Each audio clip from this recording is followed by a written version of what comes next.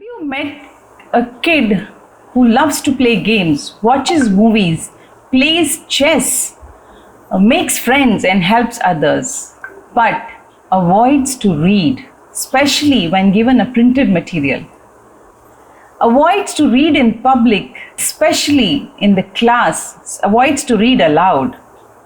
Instead, prefers to look at an image or a picture and tries to decipher what is provided in the content. Well, let me tell you, there are 10 to 15% of such children in every classroom.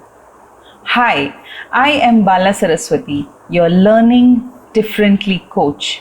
I have been working with children for the last 30 years and especially with children with such problem for the last 20 years. I have helped more than 300 such children overcome their challenge. Now, what is their challenge? Do you understand that parents send kids to school for the basic process to begin with reading?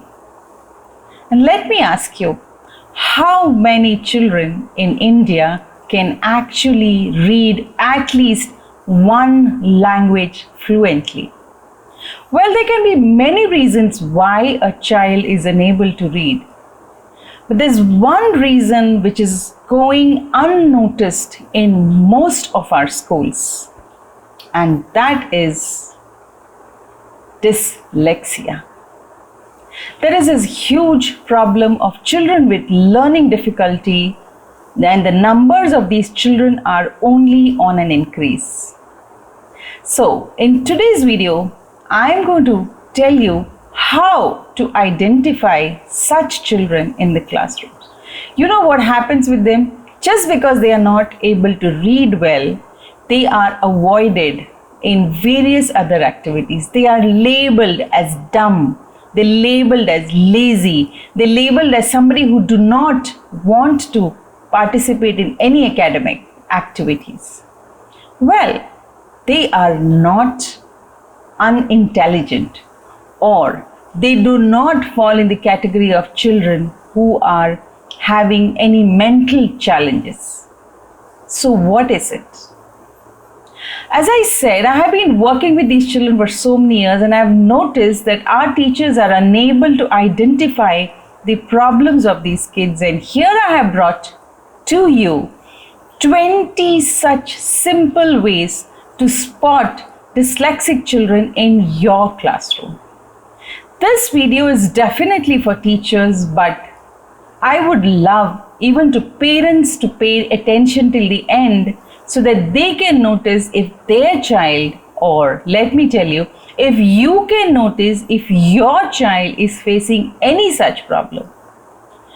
If these problems are identified at an early age, the child can be helped faster. So let me start with the 20 simple ways to identify children with dyslexia in the classroom. This entire series I have divided into 4 videos. So this set will give you 5 ways to identify the problems. And also let me tell you, don't miss the other videos so that you get the entire set to know what problems these children go through.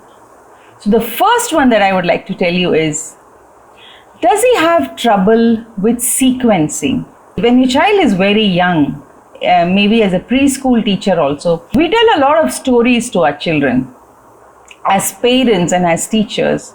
And then we go back and ask them about what happened in the story and what characters were there. And sometimes we ask them the sequence of the stories.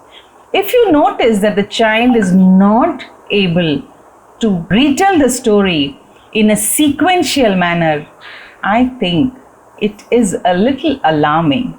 Sometimes kids do it out of lack of interest or out of lack of enthusiasm to repeat things. But if you notice this happening frequently, then watch out for the other signs too. The second one is, does he have trouble with critical symbols like P, Q, B, D, M, W? These are all alphabets which look very, very similar to each other, Not to people like us who can read every alphabet comfortably, but for kids who have problem with mirror imaging. They find P and Q as same. They might replace these alphabets when they have to write a word. They might replace B to D and D to B and read it in that format. They're confused with numbers like 6 and 9, confused with alphabets again like H and Y.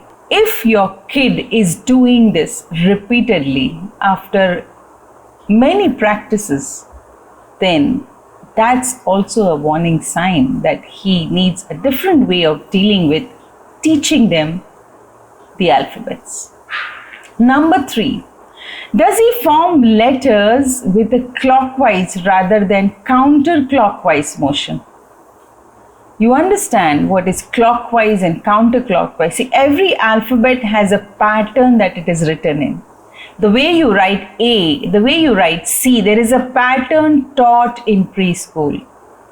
If you notice that your child is going against that pattern, once in a while, again I say is okay, but if you find that this is happening repeatedly, it is a warning sign that he needs a different kind of help. Does he mark from the bottom up as while making numbers like 7, T, F, P, G, B, D? You understand? There's a pattern in which we write these numbers or alphabets. For example, in T, is he first putting the top stroke and then writing the T? Or is he starting from bottom to write the T? So watch these things carefully and they can be corrected, but it's important that you have an observation of how your child writes. The next, does he mix capital and lowercase letters while writing after practice? This could happen in primary class. Capital letters are replaced by small and small are replaced by capital letters. Does he mix manuscript and cursive styles? See, there's a huge confusion with parents and teachers that I see that whether it's important to write in cursive or print. The schools which advocate a lot of cursive do not entertain kids to write in print, and the kids dislike writing after a while. Vice versa. Same way with parent. I have seen parents who have beautiful handwriting insist that the child must write in cursive and the child is unable to write in cursive. He starts, squiggling. He starts overwriting alphabets, or the pencils travel from the top of the line and they switch to the second or the third line. Well, it's a matter of concern. What I would say always is, it's not important whether you write cursive or print. It's important that the child writes. Because as you grow older, this doesn't make a lot of difference. If you're comfortable doing a print writing, or if your child is comfortable doing a cursive writing, I think, and in my years of experience with working with children, it should be encouraged to whatever the child is more confident in doing. The next, is he prone to use capital B for D and capital D for B repeatedly? Like instead of writing the word B-O-O-K for book, does he write D-O-O-K and thinks that he has written book? Similarly, while writing the word door, D-O-O-R, door, does your child write capital B-O-O-R, says bore, but he thinks he has written door? Well, we need to be watchful. The fourth one, does he fall apart under time limits and pressure? Does he work very slowly? For example, in the classroom when you provide worksheets, generally the teachers say, okay, I want all of you to finish it in 10 minutes or 15 minutes or some allotted time. Does your child finish that in a stipulated time? Or do you find that even after 10 minutes, he has not progressed to the second or the third question in the worksheet? Sometimes it is laziness. Sometimes it is lack of knowing what's asked for. And sometimes it is not that. And if this happens repeatedly, as a teacher, you need to be cautious and watch the other reading writing traits of this child. And the last one for this video, does he skip punctuation cues? Now what's punctuation cues? I'm sure all of you know: full stop, comma, question mark, exclamation mark. So when he is reading a passage, does he frequently skip punctuation cues and just reads the whole paragraph as a sentence? Doesn't realize when to pause, when to slow down, or when to give an emphasis in a particular word? Well, it is a mark of caution. Unfortunately, in India, we have more than 10 to 15% of children suffering with this problem in every classroom. These kids go unnoticed, due to which they are just pushed from one class to the other, and the actual suffering of the child happens only when they reach teenage or somewhere in grade 9 or 10. I have met so many children who have come to me at grade 9 and 10 because the school don't want to keep them anymore. And when I test their reading skills, I realize their reading is still stuck at grade 1 or grade 2. The basic aim of our education is to make our children independent readers.